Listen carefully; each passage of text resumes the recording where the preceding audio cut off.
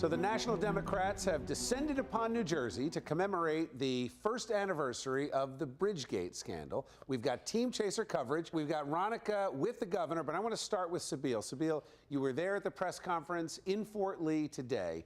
What happened? Governor Christie may be entertaining the idea of running for president, but for Democrats, they're giving an old-fashioned Jersey forget about it. I chased it to Fort Lee, to where the Bridgegate scandal began. I was there with Democrats from New Jersey, but also the DNC's chair, Debbie Wasserman-Schulz. And she was there, and she launched an attack on Governor Christie. The Democratic National Committee has actually launched an ad against Governor Christie. Take a listen.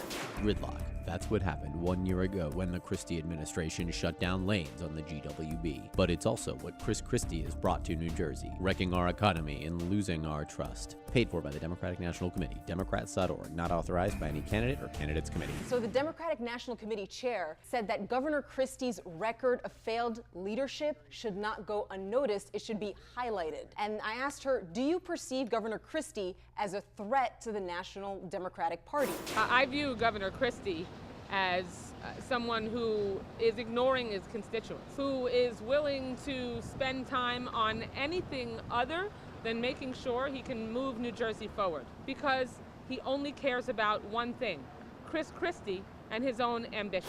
So she didn't actually answer the question. She didn't really answer the question, but she was saying that Governor Christie is not qualified, in her opinion, to be president because of his history with New Jersey. Yeah, because the current administration is doing so well right now.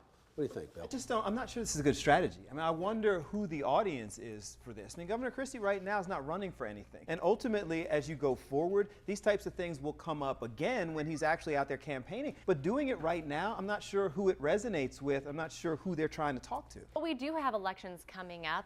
We've got, Senator Booker, who's going to be running for re-election. So there are big elections happening across the country, and the DNC, they're putting money into those no matter what state it is. You know, why not take advantage? It's a little tricky. I don't think anybody cares about a closed bridge at all, but why not take advantage? You've got the 1 year coming up. Thanks, Sabeel. Ronica, you're with the governor. What do you got? I'm in Atlantic City at the Casino Reinvestment Development Authority, where Governor Christie held a summit today regarding the future of this town. Now, he opened with remarks saying there is reason for real hope here.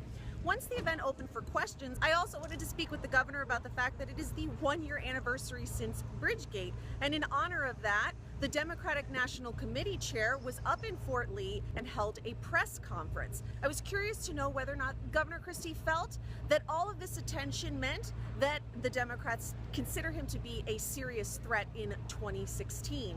Here's what he had to say. I always love when the chairman of the DNC comes and proves my point on something, that there are just certain folks in this instance who just want to be nakedly partisan for whatever reason, and I think that the trio that you had up there proved just how nakedly partisan was it. For all of my updates chasing Governor Christie across the state and beyond, you can find me on Twitter at Chasing Ronica, and of course, like our show on Facebook at Chasing New Jersey.